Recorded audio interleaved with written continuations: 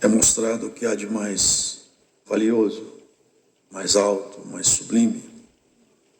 No título desse capítulo, vem escrita a suprema excelência da caridade. Porque aqui o apóstolo deixa bem claro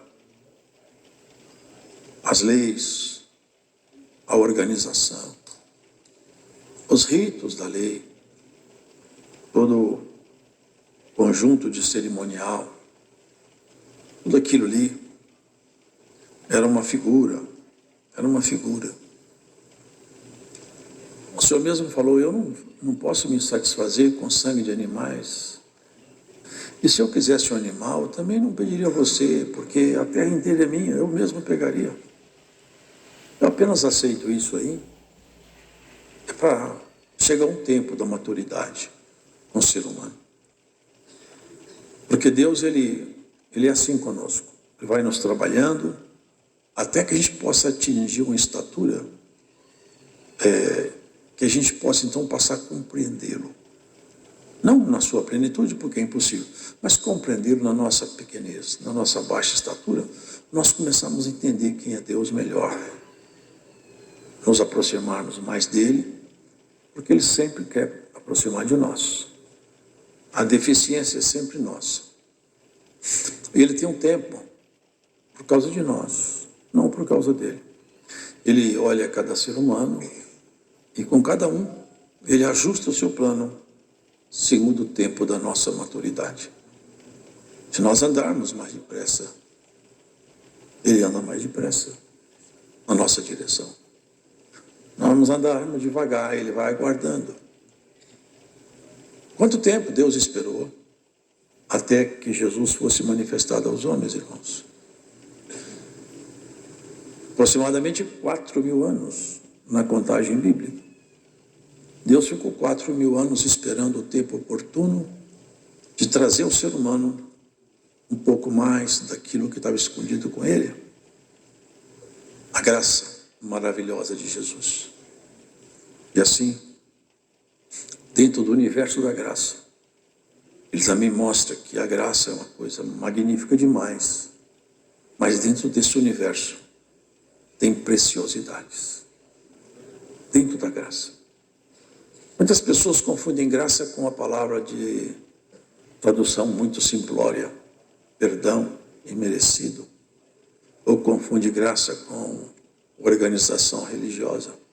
A graça é o trabalhar definitivo de Deus em nós, é Cristo, pelo Espírito Santo, nos transformando de uma forma sobrenatural. E essa transformação, ela tem um cerne, o núcleo, o fundamento dela.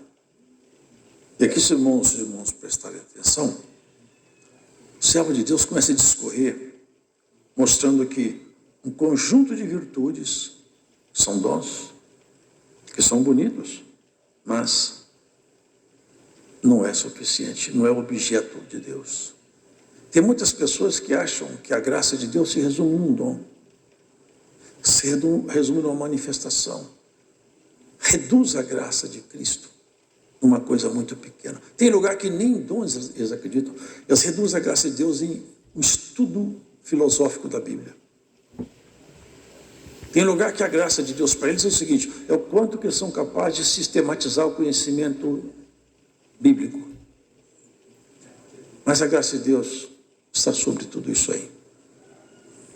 Ela fez Paulo, esses dias eu vi, irmãos, as viagens de Paulo, eu vi uma comparação. Paulo viajou mais ou menos 10.400 quilômetros.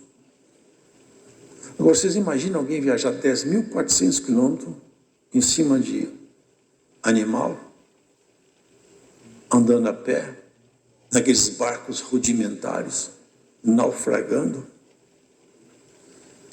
no meio de bandidos, no meio de animais selvagens.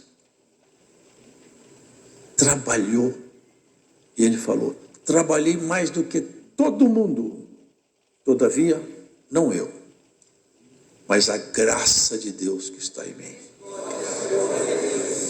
Vocês entendem isso aqui?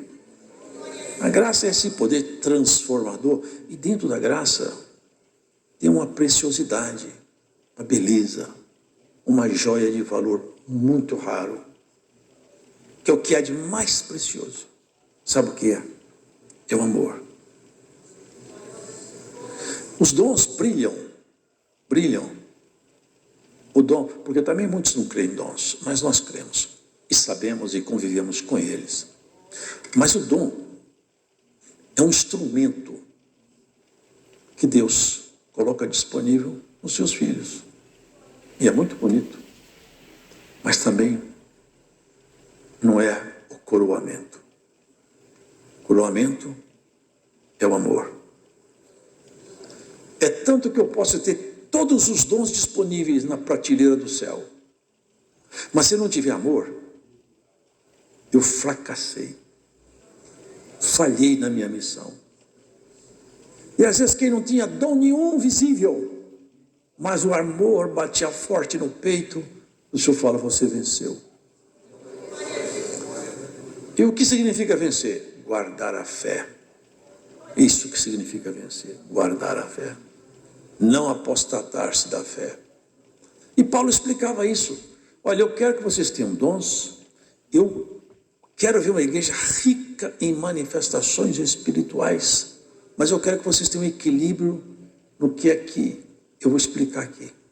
Tenham dons, mas cada dom que você tiver, coloca sempre o guardião, o amor, para que esse dom seja cativo ao amor, e não te torne arrogante nem soberbo. Muitos têm dons, mas não têm amor. Serve para todo mundo, mas não serve para ele. E se ele não tiver amor, parte daqui, ele é um trabalhador que perdeu sua jornada. Tem muitos lugares que eles ensinam que ninguém nunca mais pode perder a salvação. Vocês não acreditem nisso, viu, irmãos? Eu vou falar isso enquanto eu estiver vivo. A salvação pode ser perdida. Existem vários textos bíblicos que deixam isso claro. Se você tiver dúvida, depois leia Hebreus, Coríntios. Mas só é perdida quando a pessoa quer. Porque se tiver desejo no coração, Deus não permite que ninguém se perca. Basta ter simplesmente o desejo. Agora, se tiver amor, você nunca vai perder Deus de vista. O amor é um imã forte que te põe junto de Deus. Sabe, um dia, Jesus estava ensinando, e sempre tem uns especialistas em Deus, né? Os religiosos. Lá os saduceus. Saduceus não acreditavam em dom, igual tem uns grupos. Eles não acreditavam em dom, não acreditavam em nada disso aí. Nem em vida posterior. Então eles quiseram colocar Jesus Cristo num dilema. Senhor, nós queremos te fazer uma pergunta. É sempre assim, com essa aparência de bonzinho, mas era para criar em Jesus um fracasso na resposta, fazer ele passar vergonha. Tinha um homem, agora os irmãos vejam, uma mulher casou-se com seu marido, mas só que o marido morreu. Aí ela casou-se com outro. Mas ele morreu também, ela casou com outro. Ele morreu, e assim foram 7 maridos que ela teve. 7. Depois, por último, o 7º morreu. Eles queriam colocar Jesus na parede com essa pergunta. Porque se tem ressurreição, vocês falam que vão reencontrar,